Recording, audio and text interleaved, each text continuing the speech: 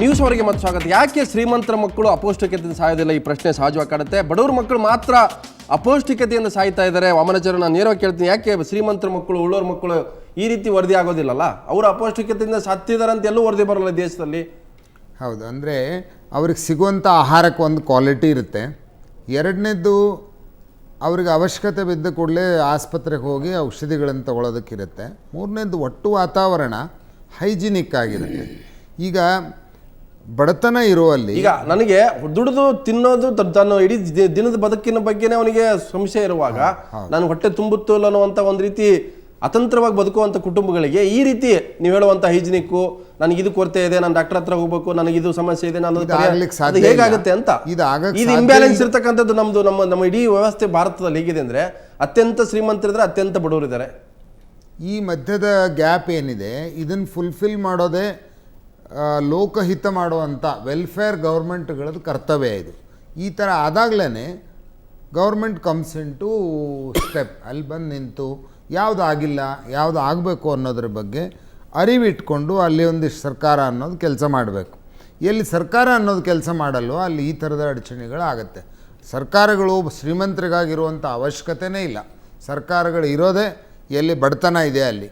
ಅದಕ್ಕಾಗಿ ನಂದು ಯಾವಾಗಲೂ ಒಂದು ಡಿಮಾಂಡ್ ಇರ್ತಿತ್ತು, ಏನು ಅಂದರೆ ನೀವು ಇನ್ಫ್ರಾಸ್ಟ್ರಕ್ಚರ್ ಅಂದರೆ ಭಾಳ ದೊಡ್ಡದೊಂದು ಬ್ರಿಡ್ಜ್ ಕಟ್ಟಿದ್ರಿ, ರಸ್ತೆ ಕಟ್ಟಿದ್ರಿ, ವಿಮಾನ ನಿಲ್ದಾಣ ಮಾಡಿದ್ರಿ ಅನ್ನೋದಕ್ಕಿಂತ ಹೆಚ್ಚಾಗಿ ಸ್ವಚ್ಛವಾದ ರಸ್ತೆಗಳು, ಚಿಕ್ಕದಾದರೂ ಪರವಾಗಿಲ್ಲ, 300 ಸ್ಕ್ವೇರ್ ಫೀಟದ್ದು ಉದಾಹರಣೆಗೆ ನಾನು ಹೇಳೋದು, ಒಂದು 300 ಸ್ಕ್ವೇರ್ ಫೀಟದ್ದು ಒಂದು 3-4 ಲಕ್ಷ ಮನೆಗಳನ್ನು ಬೆಂಗಳೂರಿನಲ್ಲಿ ಯಾವುದಾದ್ರೂ ಒಂದು ಸರ್ಕಾರಕ್ಕೆ ಕಟ್ಟಕ್ಕೆ ಸಾಧ್ಯ ಆದರೆ ಅದಕ್ಕಿಂತ ಚೆನ್ನಾಗಿರುವಂಥ ಇನ್ಫ್ರಾಸ್ಟ್ರಕ್ಚರ್ ಯಾವ ಸರ್ಕಾರಗಳು ಮಾಡಲಿಲ್ಲ ಅಂತ. ಅದು JDS ಸರ್ಕಾರ ಇರ್ಬೋದು, ಬಿಜೆಪಿ ಸರ್ಕಾರ ಇರ್ಬೋದು, ಕಾಂಗ್ರೆಸ್ ಸರ್ಕಾರಗಳು ಮಾಡಿಲ್ಲ. ಸರ್ಕಾರಗಳಿಗೆ ಇನ್ಫ್ರಾಸ್ಟ್ರಕ್ಚರ್ ಅಂದರೆ ಇದು ಅಂಥ ಒಂದು ಮಹತ್ವದ ಭಾಗವಾಗಿ ಕಂಡಿಲ್ಲ. ಆರೋಗ್ಯ, ಮನೆ ಮತ್ತು ಆಹಾರ, ಇದು ಮೂರೂ ಒಂದಕ್ಕೊಂದು ರಿಲೇಟೆಡ್ ಇದೆ. ನಮ್ಮ ಇನ್ಫ್ರಾಸ್ಟ್ರಕ್ಚರ್ ಅಂದರೆ ನಾವು ಬರೀ ವಿಮಾನ ನಿಲ್ದಾಣಗಳನ್ನು ನೋಡ್ತಾ ಇದ್ದೀವಿ, ಈ ಥರದ್ದು ಕಾಣುತ್ತೆ. ಒಳ್ಳೆ ಟಾರ್ ರೋಡು, ಓವರ್ ಬ್ರಿಡ್ಜ್ಗಳು, ಒಂದರ ಮೇಲೆ ಒಂದು ಹಿಂಗೆ ಹಾಯ್ದು ಹೋಗುವಂಥ ರೋಡ್ಗಳನ್ನು ತೋರಿಸ್ಬಿಟ್ರೆ ಇದೊಂದು ಸಿಂಗಾಪುರ್ ಅಥವಾ ಇನ್ಯಾವುದೋ ಸಿಟಿ ಆಗಲ್ಲ. ನಮಗೆ ಸಿಂಗಾಪುರದಂಥ ಸಿಟಿ ಆಗಬೇಕು ಅಂದರೆ ನಮ್ಮ ಡೆತ್ ರೇಟ್ ಕಡಿಮೆ ಆಗಬೇಕು, ನಮ್ಮ ಮಾಲ್ ನ್ಯೂಟ್ರಿಷನ್ ಕಡಿಮೆ ಆಗಬೇಕು, ಮುಂದಾಗುವಂಥ ಜನ್ರೇಷನ್ಗೆ ಸಾಕಷ್ಟು ಒಳ್ಳೆಯ ಆಹಾರ ಸಿಗಬೇಕು.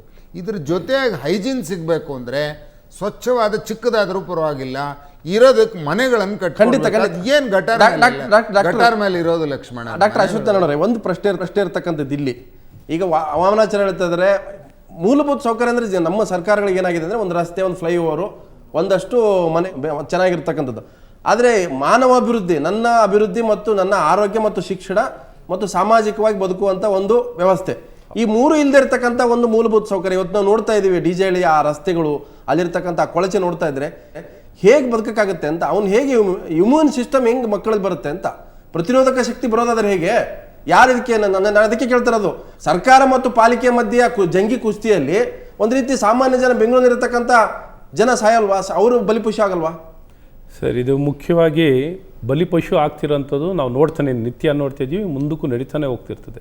ಇದಕ್ಕೊಂದು ಕೊನೆ ಕಾಣಬೇಕು ಅಂದರೆ ನಾವೆಲ್ಲರೂ ಜವಾಬ್ದಾರಿ ತಗೋಬೇಕು. ಒಟ್ಟಾರೆ ಎಲ್ಲರೂ ಇವತ್ತು ಜವಾಬ್ದಾರಿ ಇದಕ್ಕಾಗಿ ಅಂತ ಇರುವಂಥ ಇಲಾಖೆಗಳು, ಆರೋಗ್ಯ ಇಲಾಖೆಗಳು, ವಿದ್ಯಾ ಕ್ಷೇತ್ರ ಇಲಾಖೆ ಅಧಿಕಾರಿಗಳಾಗಲಿ ಅಥವಾ ಮಕ್ಕಳ ಮತ್ತು ಕಲ್ಯಾಣ ಇಲಾಖೆ, BBMP ಆಗಲಿ, ಎಲ್ಲರೂ ಒಟ್ಟಾರೆ ಸ್ಲಮ್ ಬೋರ್ಡು, ಇವೆಲ್ಲ ಒಟ್ಟು ಸೇರಿ ನಾವು ಕೆಲಸ ಮಾಡೋಂಥದ್ದಿದೆ.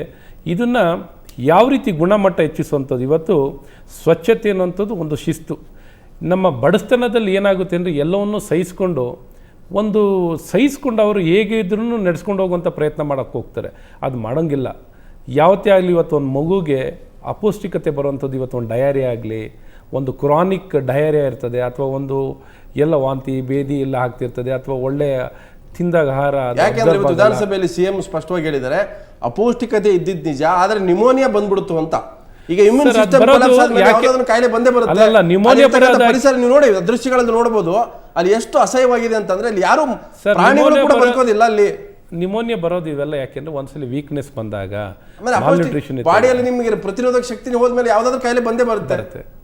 So it is very susceptible for every kind of disease. So ಇದನ್ನ ಇವತ್ತು ಒಟ್ಟಾರೆ ನಾವು ರಾಮಚಂದ್ರಪುರ ನೇರವಾಗಿ ಪಾಲಿಟಿಕಲ್ಗೆ ಬರೋಣ. ರಾಮಚಂದ್ರಪುರ ಹೇಳ್ತಾ ಇದ್ದಾರೆ ಪಾಲಿಕೆ ಇದೆಯಲ್ಲ ಸ್ವಾಮಿ, ಮೇಯರ್ ಇದಾರಲ್ಲ, ಅದಕ್ಕೆ ಬೇಕಾದಂಥ ಡಿಪಾರ್ಟ್ಮೆಂಟ್ಗಳು ಅವ್ರು ಏನು ಮಾಡ್ತಾ ಇದ್ದಾರೆ, ಎಲ್ಲಿ ಹೋಗಿದ್ದಾರೆ, ಏನು ಮಾಡ್ತಾ ಇದ್ದಾರೆ, ಅವ್ರು ಯಾರು ಹೇಳೋರು ಕೇಳೋರಿಲ್ವಾ? ಈಗ ನೋಡಿ, ಒಟ್ಟಾರೆ ಅಂಗನವಾಡಿ ಇರೋವಂಥದ್ದು, ICDS ಇರೋವಂಥದ್ದು, ಸ್ಕೀಮ್ ಇರೋವಂಥದ್ದು. ಇವತ್ತು BBMPನಲ್ಲಿ ನೀವು ನೋಡ್ತೀರಾ, ಒಂದು ಕಸ ವಿಲೇವಾರಿ ಆಗಲಿ, ರಸ್ತೆಗಳಾಗಲಿ, ಅಥವಾ ಇನ್ನೊಂದು ಇವತ್ತು ನಿಂತೋಗಿದೆ ಅನ್ನೋದು ನೋಡಿ. ನಮ್ಮ 200 ಸ್ಕ್ವೇರ್ ಕಿಲೋಮೀಟರ್ ಇದ್ದಿದ್ದು 800 ಸ್ಕ್ವೇರ್ ಕಿಲೋಮೀಟರ್ ಆಯಿತು. ಆದಾಯ ಹೆಚ್ಚುವಂಥದ್ದು ದುಡ್ಡು ಖರ್ಚಾಗ್ತೈತೆ ಅಲ್ಲ, ಆದಾಯ ಹೆಚ್ಚಿಸ್ತಿರುವಂಥದ್ದು ಎಲ್ಲ ವ್ಯವಸ್ಥೆಯಿಂದ ಕೊಡುವಂಥದ್ದು. ನಾನು ಯಾಕೆ ಹೇಳ್ತಾ ಇದ್ದೀನಿ ಡಾಕ್ಟರ್, ಯಾಕೆ ಹೇಳ್ತಾ ಇದ್ದೇನೆ ಅಂದರೆ, ಮಹಾನಗರ ಪಾಲಿಕೆಯ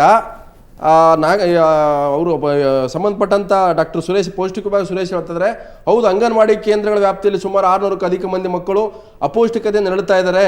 ಇದಲ್ಲದೆ ತಿಂಗಳಿಗೊಮ್ಮೆ ನಡೆಸುವಂತ ಆರೋಗ್ಯ ಶಿಬಿರಗಳು ಸುಮಾರು 4,000 ಜನ ಬಂದಿದ್ದಾರೆ. ಅಂದ್ರೆ ಪಾಲಿಕೆಗೆ ಗೊತ್ತಿದೆ, ಅದು ಪಾಲಿಕೆ ಗೊತ್ತಿದ್ದು ಕೂಡ ಮಲಗಿದೆ. ಪಾಲಿಕೆ ಜವಾಬ್ದಾರಿ ಇಲ್ಲ, ಬೇಜವಾಬ್ದಾರಿ ಇದೆ. ಸರ್, ಇದು ನಾನು ನಿಮಗೆ ಹೇಳ್ತಿರೋಂಥದ್ದು ಒಟ್ಟಾರೆ ಬೆಂಗಳೂರಿನಲ್ಲಿ ನೀವು ಎಲ್ಲೇ ತೊಗೊಂಡ್ರೂ ಭಾಳಷ್ಟಿದೆ. ಮತ್ತು ಇವತ್ತು ಹೇಳ್ತೀನಲ್ಲ, ಅಂಗನವಾಡಿಗೆ ಹೋಗಿರೋ ಮಕ್ಕಳಿಗೆ ಪೌಷ್ಟಿಕತೆ ಚೆನ್ನಾಗಿದೆ. ಯಾವ ಮಕ್ಕಳು ಸಾಮಾನ್ಯವಾಗಿ ಅಂಗನವಾಡಿಗೆ ಹೋಗಿಲ್ಲ, ಆ ಮಕ್ಕಳು ಅಪೌಷ್ಟಿಕತೆಯಲ್ಲಿರುವಂಥದ್ದು. ಇದು ಸರ್ವೆ ನಾನೇ ಖುದ್ದಾಗಿ ವರ್ಕ್ ಮಾಡಿದ್ದೀನಿ.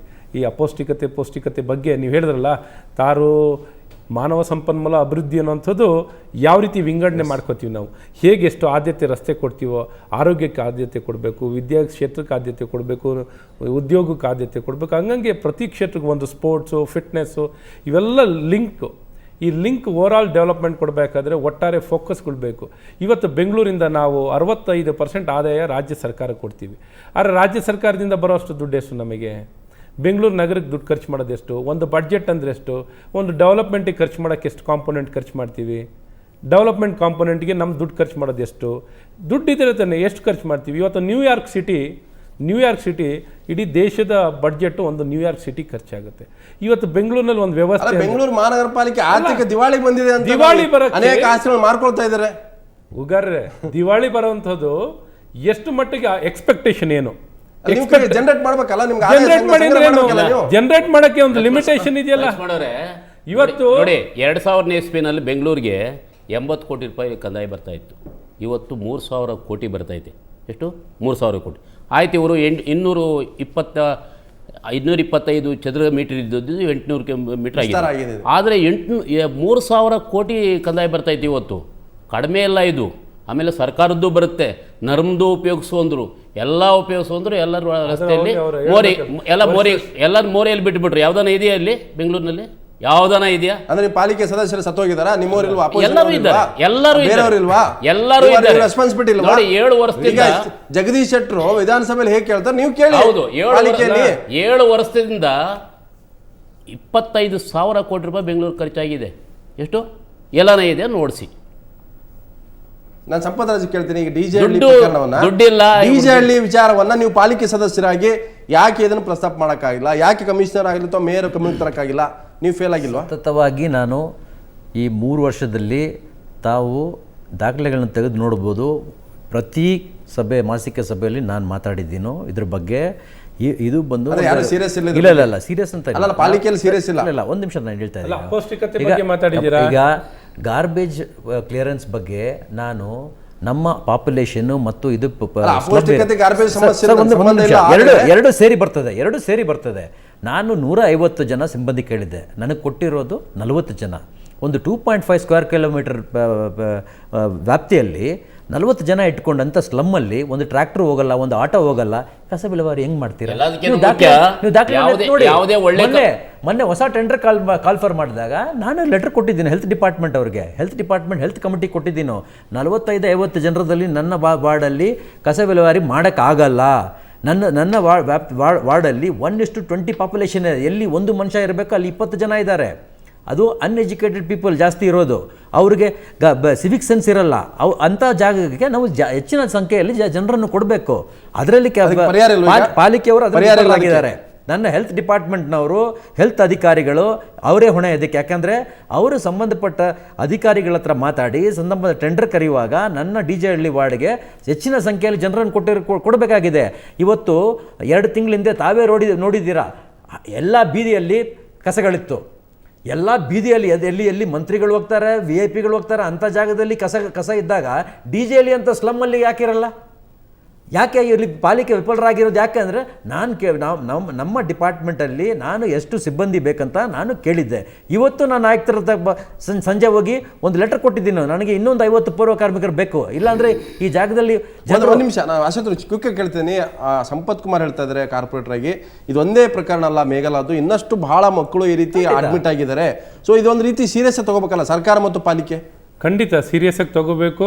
ಇದಕ್ಕೆ ಹೊಣೆ ಇರುವಂಥ ಅಧಿಕಾರಿಗಳ ಮೇಲೂ ಸೂಕ್ತವಾದ ಕ್ರಮ ಜರುಗಿಸಬೇಕು ಮತ್ತು ಯಾವ ರೀತಿ ಇದನ್ನು ವ್ಯವಸ್ಥಿತವಾಗಿ ನಡೆಸಬೇಕು, ಪೌಷ್ಟಿಕಾಂಶವನ್ನು ಹೆಚ್ಚಿಸುವಂಥದ್ದು ಮತ್ತು ಇಂಥ ಪರಿಸರ ಇವತ್ತು ಎಲ್ಲ ಈ ಪರಿಸರದ ಒಂದು ಸವಾಲಾಗಿದೆ. ವ್ಯವಸ್ಥೆ ಕಲ್ಪಿಸುವಂಥ ದೃಷ್ಟಿನಲ್ಲಿ ಇವತ್ತು ಒಳ್ಳೆ ಸೇಫ್ ಡ್ರಿಂಕಿಂಗ್ ವಾಟರ್ ಆಗಲಿ, ಮತ್ತು ಒಂದು ಹೈಜಿನಿಕ್ ಪ್ಲೇಸ್ ಆಗಲಿ, ಆಹಾರ ಆಗಲಿ, ಆರೋಗ್ಯ ಆಗಲಿ, ಪ್ರಿವೆನ್ಷನ್ನು, ಎಲ್ಲ ರೀತಿಯಾದಂಥ ತಮ್ಮ ತಮ್ಮ ಮನೆಗಳಿಂದ ಕೂಡ ಇದಕ್ಕೆ ನಿರ್ದೇಶನ ಕೊಡೋಕ್ಕಾಗಲ್ವಾ ಅಂತ? ಕ್ಲೀನ್ನೆಸ್ ವಿಚಾರದಲ್ಲಿ ಕಸ ಮತ್ತು ಅದನ್ನು ಎತ್ತೋದು, ಸ್ವಚ್ಛತೆ, ಪರಿಸರ, ಇಷ್ಟರ ಬಗ್ಗೆ ನಾವು ನಿಶ್ಚಿತವಾಗಿ ಮಾರ್ಗದರ್ಶನ ಕೊಡ್ಬೋದು, ಹೇಳ್ಬೋದು. There are guidelines. ಬಟ್ ಆಹಾರ, ಮಕ್ಕಳಿಗೆ ಬೇಕಾಗುವಂಥ ಅಂಗನವಾಡಿ ವ್ಯವಸ್ಥೆ, ಆರೋಗ್ಯದ ಬಗ್ಗೆ ಇಲ್ಲಿರುವಂಥ ಬೇರೆ ಬೇರೆ ಡಿಪಾರ್ಟ್ಮೆಂಟ್ ಏನಾಗಿದೆ, ನಮ್ಮಲ್ಲಿ ಪ್ರತಿಯೊಂದರಲ್ಲೂ ಸಿನ್ಸಿಯಾರಿಟಿ ಅನ್ನೋದು ಕಡಿಮೆ ಇದೆ ಲಕ್ಷ್ಮಣ್. ಏನಾಗುತ್ತೆ ಈಗ, ಇವನ್ ಈ ಅಂಗನವಾಡಿ ಮಕ್ಕಳಿಗೆ ಆಹಾರ ಇದೆಯಲ್ಲ, ಅದನ್ನು ಪೂರೈಸೋದಕ್ಕೆ ಯಾವುದೋ ಒಂದು ತಮಿಳ್ನಾಡದ ಒಂದು ಕಂಪನಿಗೆ ನೇಮಿಸಿದ್ದಾರೆ. ಅದರಲ್ಲಿ ಏನೂ ಇಲ್ಲ. ಅದರಲ್ಲಿ ಯಾರು ಎಷ್ಟು ಲಂಚ ಕೊಡ್ತಾರೆ ಅನ್ನೋ ಆಧಾರದ ಮೇಲೆ ಅವ್ರಿಗೆ ಕಾಂಟ್ರಾಕ್ಟ್ಗಳನ್ನು ಕೊಡಲಾಗತ್ತೆ. ಇದು ಇವತ್ತಿನ ಸರ್ಕಾರ, ನಿನ್ನೆ ಸರ್ಕಾರ ಹೇಳಲ್ಲ ನಾನು, ಇದು ನಿರಂತರವಾಗಿ ಹಿಂಗೆ ಬ್ರೇಕ್ ಹಾಕ್ಬೇಕು. ಅದಕ್ಕೆ ಸರ್ಕಾರಗಳ ಮ್ಯಾಲಿಂದ ಬದಲಾಗ್ತವೆ, ಕೆಳಗಡೆ ಸಿಸ್ಟಮ್ ಆಗಿ ಸಿನ್ಸಿಯಾರಿಟಿ ಇಲ್ಲ. ಹೀಗಾಗಿ ಮಕ್ಕಳ ಆರೋಗ್ಯಕ್ಕೆ ನಾವೇನು ಮಾಡ್ತೇವೆ, ಸ್ವಚ್ಛತೆಗೆ ಏನು ಮಾಡ್ತೇವೆ, ಮತ್ತು ನಾವು ಆ ಅಂಗನವಾಡಿ ಅನ್ನುವಂಥ ಏನೊಂದು ಆ್ಯಕ್ಟಿವಿಟಿ ಶುರು ಮಾಡೇವೆ, ಅಲ್ಲೂ ನಮಗೆ ಸಿನ್ಸಿಯಾರಿಟಿ ಅಲ್ಲ. ಅಂಗನವಾಡಿ ಉದ್ದೇಶನೇ ಆ ಕಾರಣಕ್ಕೇ. ಆದರೂ ಸರ್ ಮತ್ತಷ್ಟು ಚರ್ಚೆ ಮಾಡ್ತೀನಿ, ಅದಕ್ಕಿಂತ ಮೊದಲು ಒಂದು ಬ್ರೇಕ್.